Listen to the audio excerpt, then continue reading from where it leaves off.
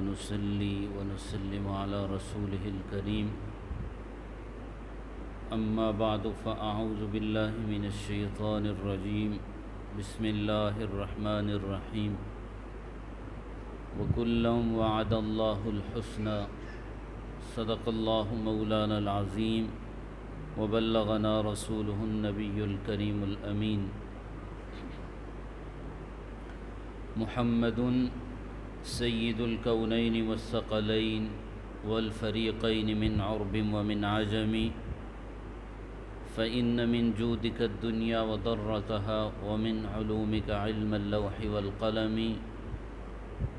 هو الحبيب الذي ترجى شفاعته لكل هول من الأهوال مقتحم مولاي صل وسلم دائما أبدا على حبيبك خير الخلق كلهم امیر المؤمنین خلیفۃ المسلمین خلیفہ ثالث حضرت سیدنا عثمان بن عفان رضی اللہ تعالی عنہ آغاز بعثت میں مشرف باسلام ہوئے۔ آپ کی کنیت ابو عبداللہ اور لقب ذو النورین تھا۔ سیدنا مولا علی کرم اللہ وجہہ الکریم آپ فرماتے ہیں کہ عثمان وہ شخصیت ہیں جنہیں ملائے اعلیٰ کے اندر بھی ذو النورین کے لقب سے پکارا جاتا ہے۔ حضور نبی اکرم نور مجسم شفیع المذنبین سید دو عالم صلی اللہ علیہ وآلہ وسلم نے یکے بعد دیگرے دو صاحبزادیاں آپ کے عقد کے اندر دیں، اور یہ ایسا اعزاز ہے کہ جو دنیا کے اندر کسی اور کو نہیں مل سکا۔ حضور علیہ الصلوۃ نے اپنی دونوں صاحبزادیوں کے وصال کے بعد فرمایا کہ اگر اور کوئی بیٹی ہوتی تو وہ میں عثمان کے عقد کے اندر دے دیتا۔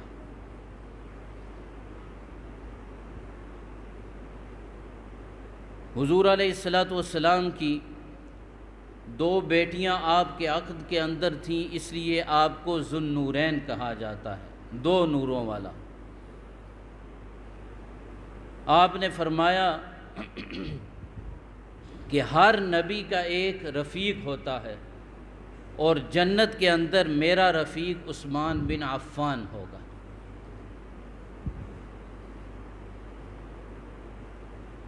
حضرت انس رضی اللہ تعالی عنہ راوی ہیں، وہ فرماتے ہیں ایک مرتبہ حضور علیہ السلام حضرت سیدنا ابو بکر صدیق، حضرت عمر فاروق اور حضرت عثمان غنی رضوان اللہ تعالی علیہم اجمعین آپ کے ہمراہ احد پہاڑ پر تشریف لے کر گئے۔ احد پہاڑ کانپنے لگا، لرزنے لگا، تو حضور علیہ السلام نے احد پہاڑ کو اپنے پاؤں سے دبایا اور فرمایا اثبت احد فانما علیک نبی وصدیق وشہیدان، کہ اے احد اپنی جگہ ٹھہر جا، اس لیے کہ تیرے اوپر ایک نبی ہے، ایک صدیق ہے اور دو شہید موجود ہیں۔ اور دونوں شہیدوں سے مراد حضرت سیدنا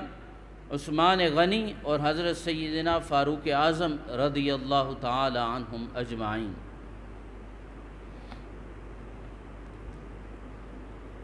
حضرت سیدنا عثمان غنی رضی اللہ تعالی عنہ فطرتاً عفیف تھے،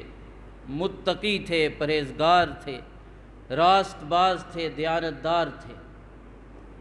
اور آپ خوف خدا سے ہمیشہ آبدیدہ رہتے۔ قبر، موت اور عاقبت کا خیال ہمیشہ دامنگیر رہتا۔ جب کوئی جنازہ دیکھتے تو کھڑے ہو جاتے، کھڑے ہو کر اس جنازے کو دیکھتے تو آپ کی آنکھوں سے بے ساختہ آنسو نکل پڑتے۔ اسی طرح جب قبرستان سے گزرتے اس وقت بھی آپ کی یہ کیفیت ہوتی، آپ پر گریہ و زاری طاری ہو جاتا، تو آپ کے اصحاب آپ سے کہتے کہ کیا وجہ ہے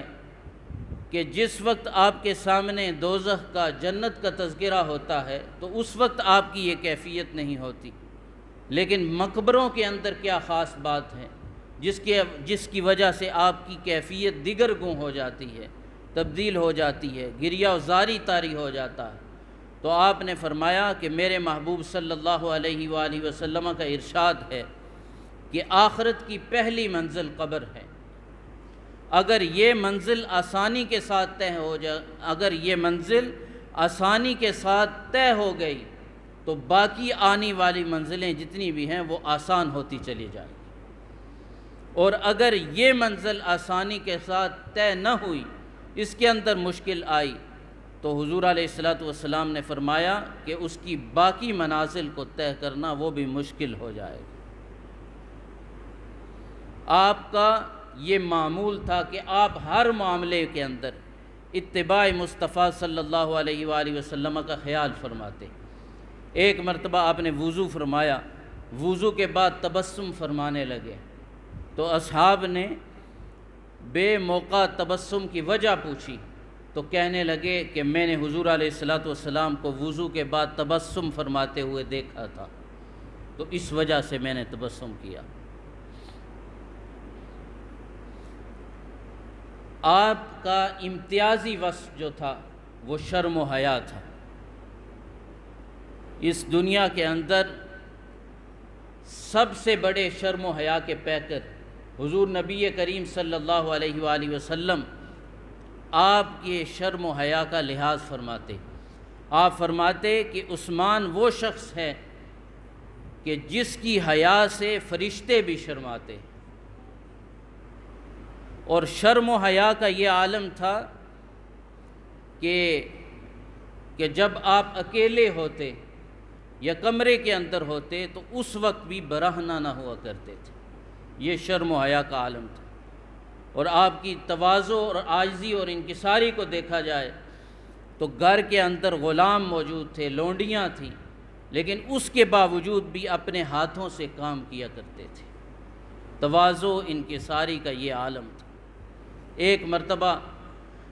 جمعۃ المبارک کا خطبہ ارشاد فرما رہے تھے تو ایک طرف سے آواز آئی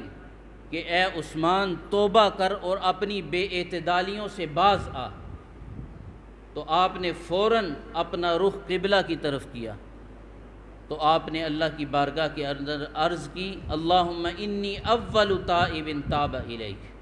کہ اے اللہ میں پہلا توبہ کرنے والا ہوں، تیری بارگاہ کے اندر توبہ کے لیے رجوع کرتا ہوں۔ آپ نے فوراً قبلہ کی طرف منہ کر کے اللہ کی بارگاہ کے اندر یہ التجا کی۔ آپ نے مسلمانوں کے مال سے، بیت المال سے، ایثار سے کام لیا۔ زمانہ خلافت کے اندر ذاتی مصارف کے لیے آپ نے کچھ نہیں لیا، بلکہ اپنا وظیفہ بھی مسلمانوں کے لیے چھوڑ دیا۔ اللہ رب العزت ہمیں سمجھنے کی، عمل کرنے کی توفیق عطا فرمائے۔